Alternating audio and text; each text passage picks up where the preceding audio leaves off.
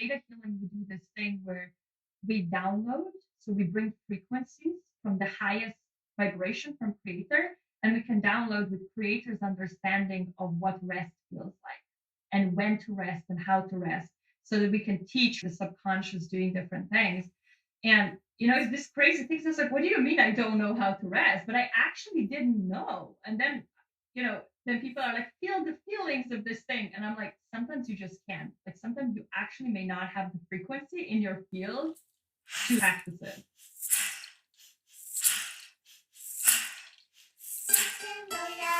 Thank you for coming. Thank you for staying. I'm here to share with you the beautiful transmissions from the walls of my cavernous heart and to witness the great frequency shift that we are moving into as a collective and the beautiful deep work that we are doing as we glide into the age of Aquarius. This is the Liminal Frequencies podcast. Let's go. Hello, everybody, and Happy New Year as we move into these incredible transformations and portals.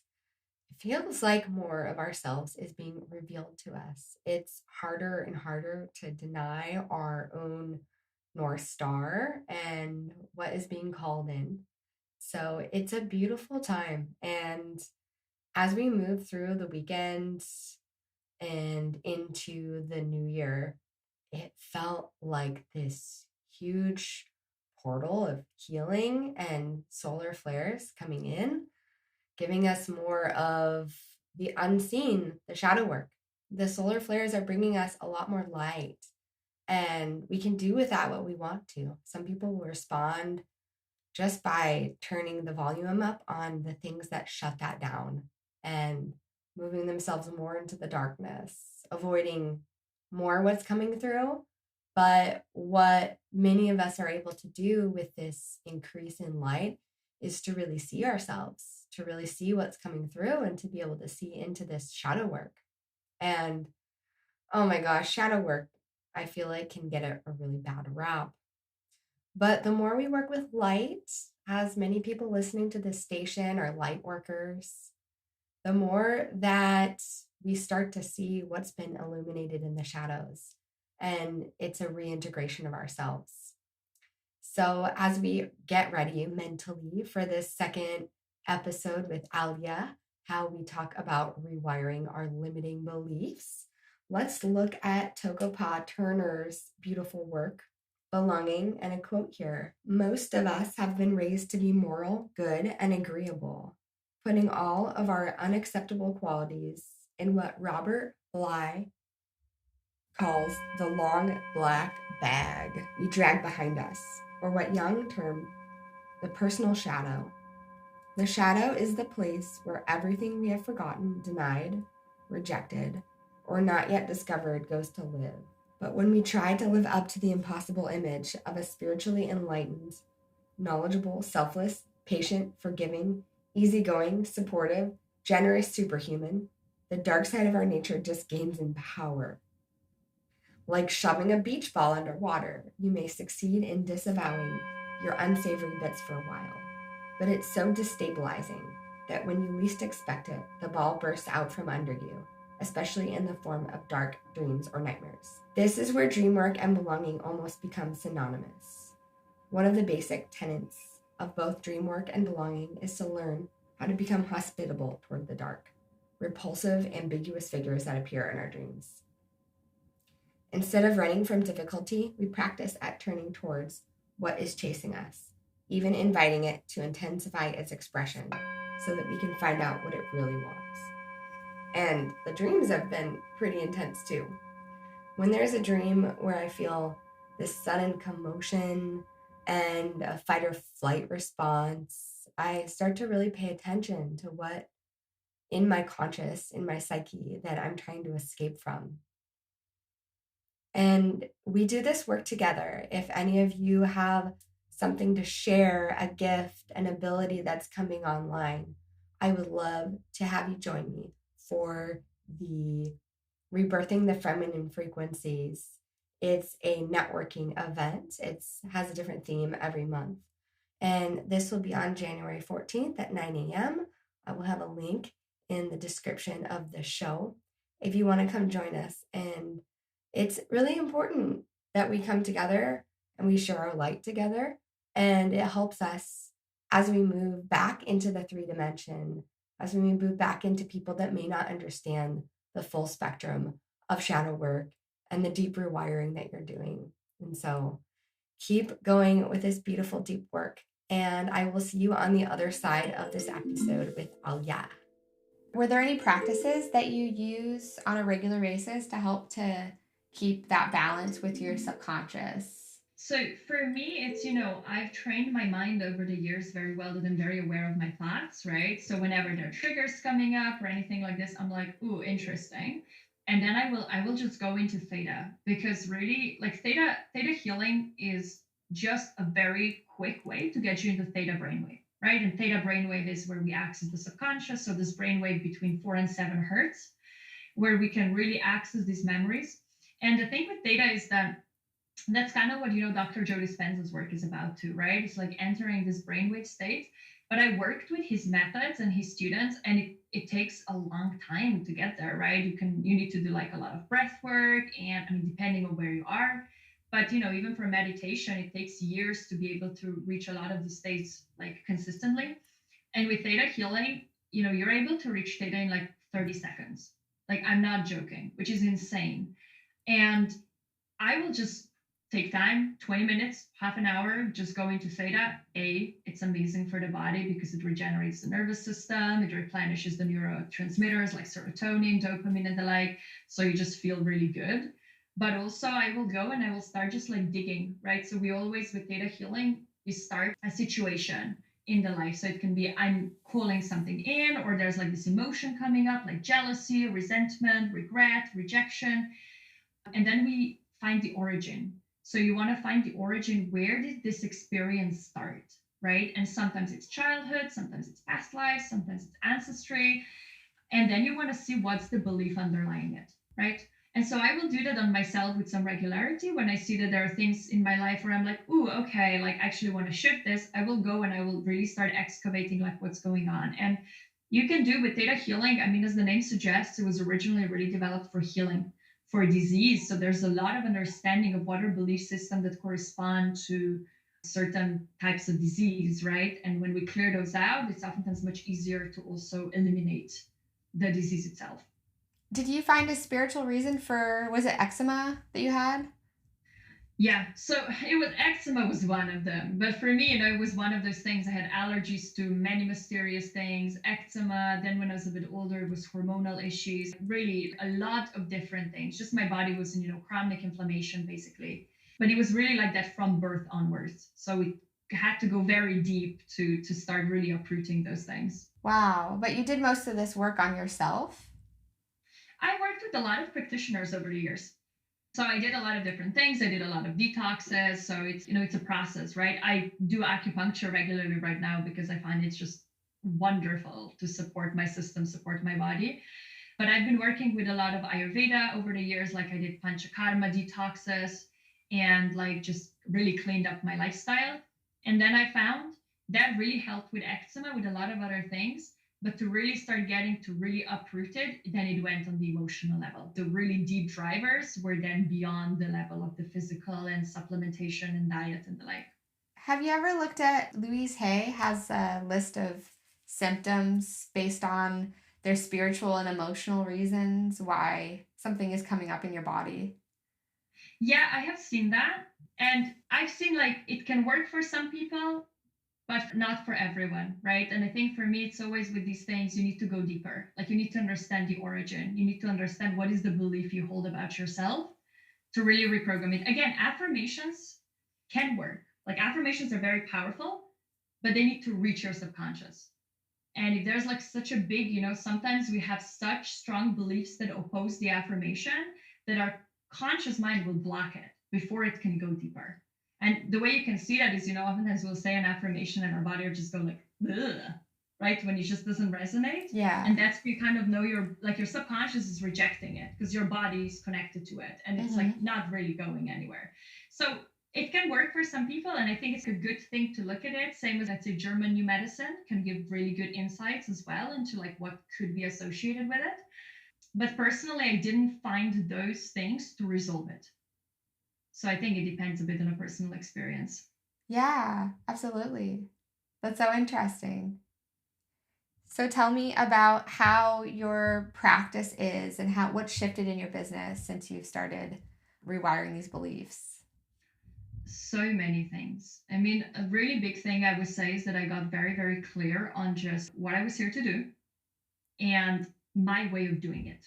So one of the big things in business is, right, everybody, it's like marketing 101, but it's the know, like, trust and visibility, right? And all of those things really, they are built upon you being able to speak your truth and really knowing who you are, because that's how you create the most magnetism, right? And then the right people gravitate towards you, and the quote unquote wrong people will be repelled.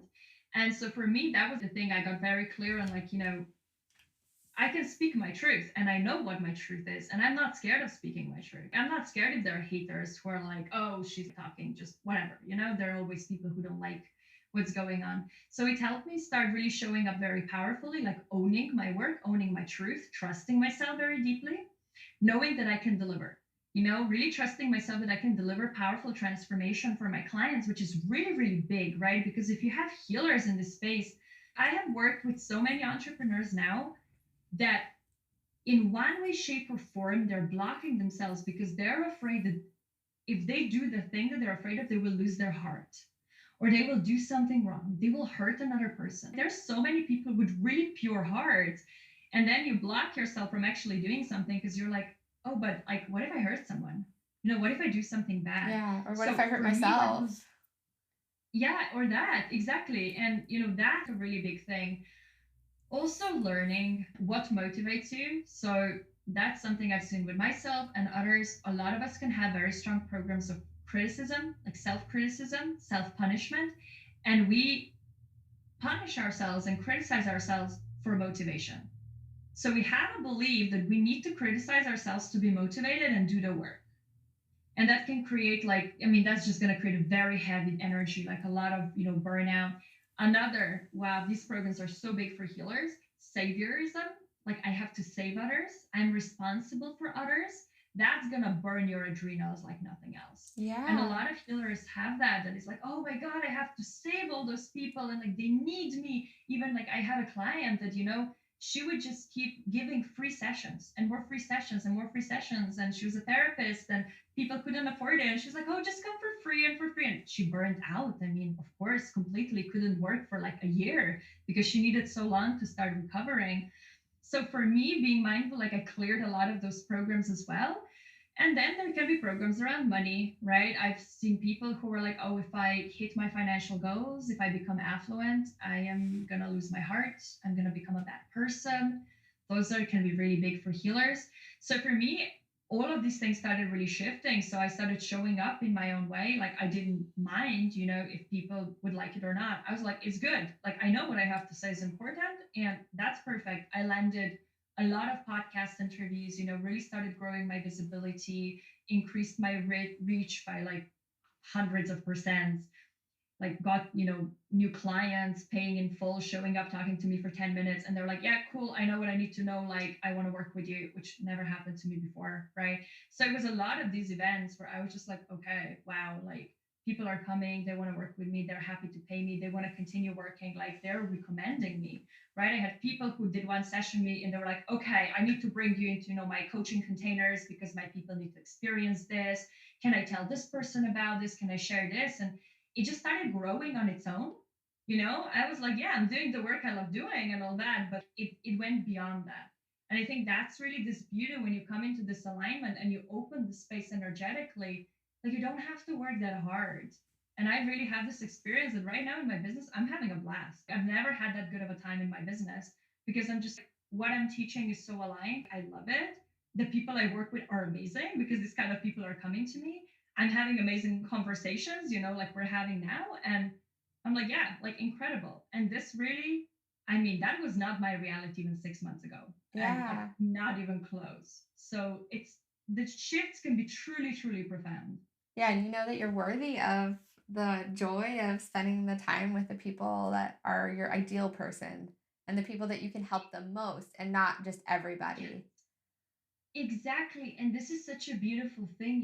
When we work with Theta, we are connecting directly to creator. And manifestation from Theta brainwave is about 80 to 90% effective. Whereas if you're in like your normal waking consciousness is like, 25 to 30, right? So it's a big gap. And you can manifest for creator to bring you the clients that you can best help at this time. And since I did that, like the clients that were coming to me, the work was easy and they were having one profound transformation after the other, like one 90-minute session, and they were like coming up, they were like, whoa, like my life just changed. And I was like, cool, amazing. And it's, Wow. you can make it easier for yourself, not by looking for some weird shortcuts, but just being like, yeah, why wouldn't it be easy? We have so many of us have programs that it needs to be hard, that we're not doing meaningful work if it's not hard. That's That's a a big very one. common. Yeah. Yeah, it's so big and it's very ancestral most of the time. And it's really, I know I had that, right? And still, when I talk to my mom, if she's like, how's it going? I'm like, oh, wow, like it's been really busy this week, like I'm having all this podcast and all this. She's like, well, yeah, that's very good, like if you're working hard, that means it's, going well. I'm like, no, that's not how this works, But there's Yeah. it's such a popular program. And instead we can reprogram it and we'll be like, well, why wouldn't it be fun? Why wouldn't it be easy? And that's Yeah. beautiful.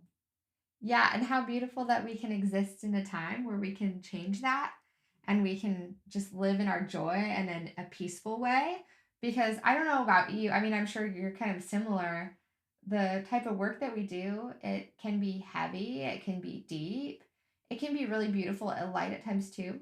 But being able to allow the vessel to prepare it for that work, it takes a lot of integration time and it takes that we continue to do the work because I receive people come to me and I realized, oh, yep, I better work on that too because, or it could be a contract or something that is really unconscious that's from a past life. And I realized, wow, how grateful that I am that this person brought this to me. And now I know to go back and do a little work on it myself.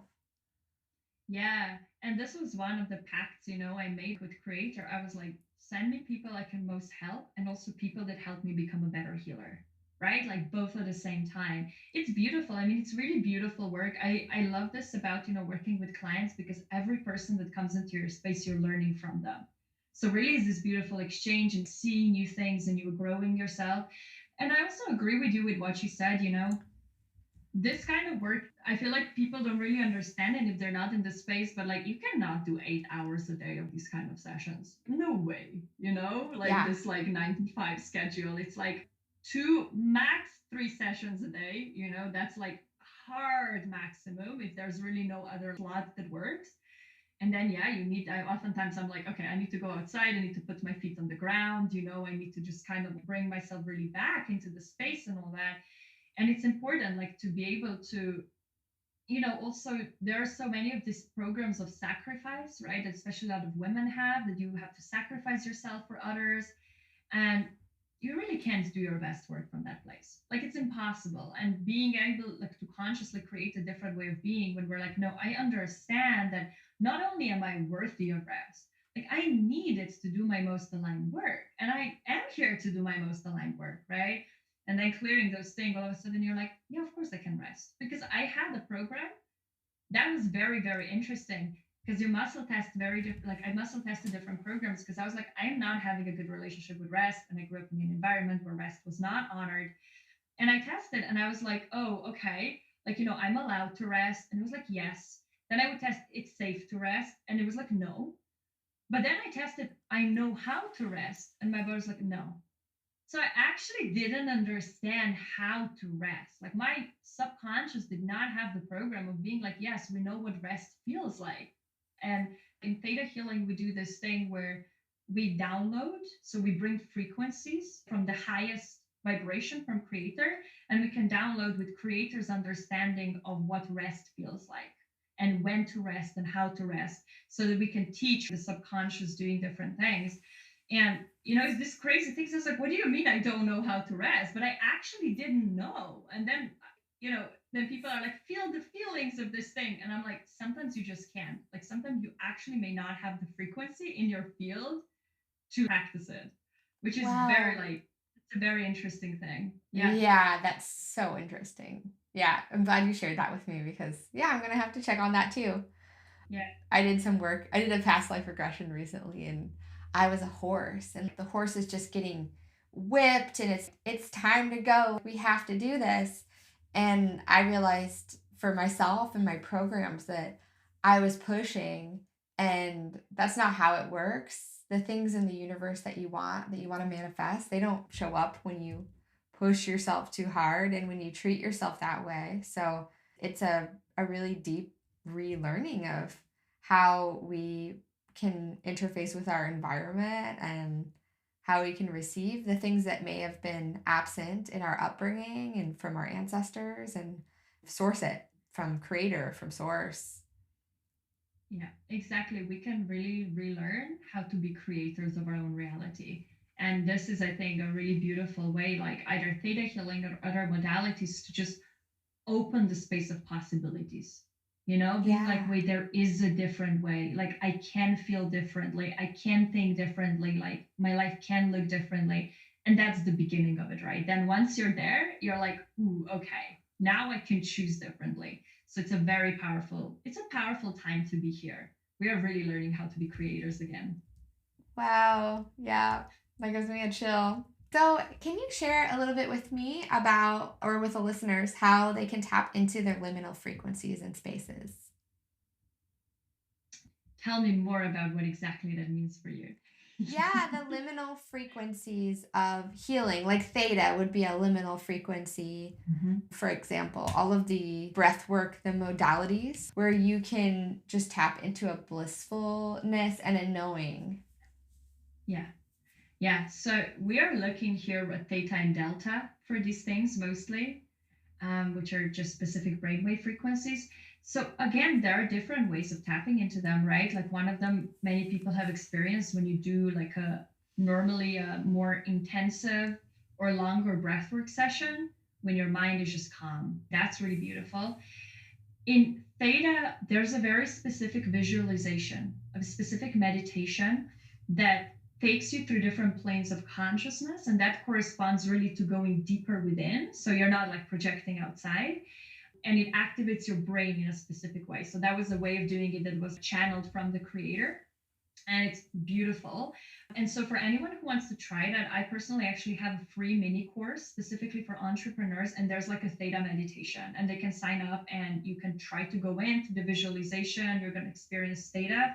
And we bring some of these downloads in that I talked about before around success, about trust, trusting yourself, trusting creator, which is just super yummy. So that's my favorite way of doing it. And that's basically a specific visualization that you go through. That's like a theta healing way of doing it. This is the way I use, right? But I would say we can, it's our birthright to tap into these frequencies. Like we're designed to tap into these frequencies. You're tapping into them every time when you're falling asleep. So the question is really, you can walk around and nature will entrain you into different brainwave. A lot of the time, I would say tapping into these frequencies is not about doing something specific, but getting rid of the things that are standing between you and being in those frequencies. Because it's a way healthier state of mind to be in an alpha or theta brainwave than being in like beta all the time, which is where we are now, which is between 15 and 30 hertz. That's when you're ruminating, when you're like overthinking, when you're stressed out, when you're focused. Also, like we are now in beta talking, but that's like a lower beta. If you're in like high beta, you're like kind of freaking out. There's like this fight or flight. And when you're in that space, you can't, it's just you're blocked off from inspiration. You're blocked off from that connection because you're in survival. And when you're in survival, you're just interested in what's happening in your immediate surroundings because that's the only thing that matters, right? And the only question is like, how do I make it through the next moment? Your brain's just like, okay, we only care about things in our surrounding, right? Wow. So just relaxation in and of itself starts getting into alpha. That's the flow state, right? Yeah. Which is really yummy. And then theta is that dreamy state when you're falling asleep and when you're drifting. into it, or when you sometimes wake up and you're like, I'm dreaming, but I know I'm dreaming. That's also theta. So that's deep states of meditation get you there. And then you have access to everything that's happening in the subconscious. You have access to your past lives, childhood memories come up, different layers that need to be cleared. So my favorite way is theta healing, but there are many ways to do it because we're designed to tap into it. I love it. Well, my next question was going to be if there's something you want to share or offer with the audience, and I will definitely share that in the show notes for people who want to check it out. I definitely am excited to try that. That sounds amazing. And Yeah, let me it's know if really there's anything yummy. else that you want to share before we get off the call. Yeah, if anyone's interested in trying this out, they can get in touch with me over like social media. I'm actually also starting like Facebook groups soon where we're going to be doing weekly trainings and we're going to be doing meditations. We're going to be doing downloads. It's going to be super fun. And otherwise, I feel pretty complete. So thank you for having me here. That was really Yes, wonderful. of course. Thank you so much.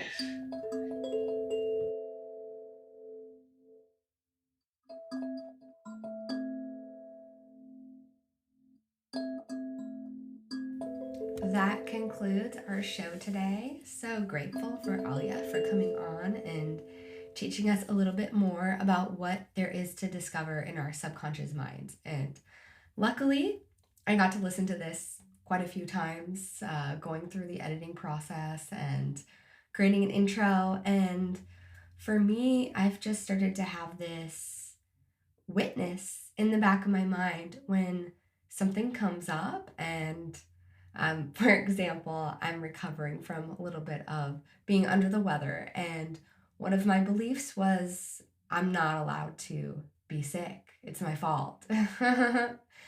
And I've recently tuned into the paradigm shift that when we get sick or when things are offline for a little bit, we're actually coming back in new ways. We're actually receiving some powerful upgrades.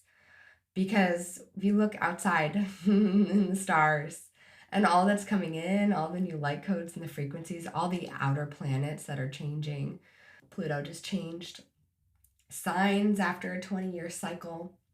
Neptune is about to change signs. Saturn will be changing signs in a few months. And all of those big changes, if we can't integrate them within ourselves, then we won't be able to fully receive the gifts that are coming through. And with that being said, I want to share another quote from Coco Pa Turner, her book Belonging.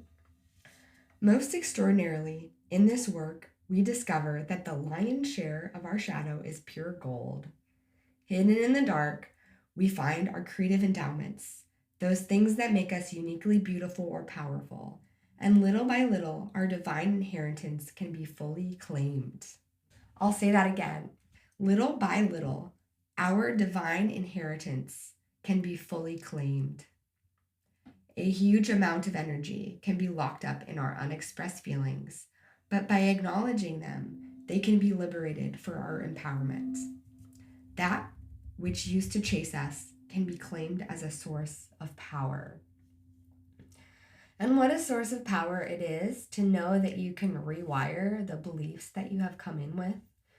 And Theta is a modality that people practice. And I know that there are many modalities that you already utilize to bring your brainwaves into a state of coherence, into a state of empowerment. And so I want to offer up to you guys just a little way to seal it up and some practices that you may be able to carry forward with rewiring your limiting beliefs. And so when we find that we have this belief, for me, my belief was that it was my fault for being sick. And I was able to rewire this belief by coming up with a new belief. And that belief is that by encountering illness, I'm able to tap into new frequencies and I am able to tap into new upgrades of my creative potential. That the rest, the whole process of resting, was actually there for me to help me to rejuvenate my battery bank so that I could serve others and I could serve the light. And so if you have the opportunity to drop into a meditative state, just imagining all of your photons and electrons spinning. Imagine the radiance of your heart shining through, connecting you to the earth energy and frequencies. Feeling your toes tingling as that energy moves up through Gaia into your feet, creating an anchor point for which you can connect to the earth. In this state, I want you to bring in a belief that you may be holding that does not serve your highest good. And connecting with your upper chakras, invite in your higher self to help you to reprogram this belief.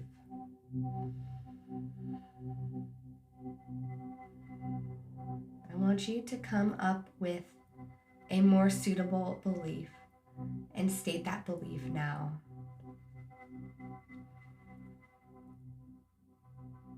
Now ask your higher consciousness to rewire the limiting belief and replace it with a belief that, and say your new belief. Ask for this to take place on all timelines, on all dimensions, through all spaces, through all universes, through all states of consciousness, through all lifetimes, through all timelines, through all chakras, and through all auric layers. And feel this new belief and frequency take hold in your entire system. If you resonate with this, you may muscle test yourself to feel if this belief has taken hold or if you need to repeat this exercise again. Thank you so much for participating in a practice today, and I will see you on the flip side.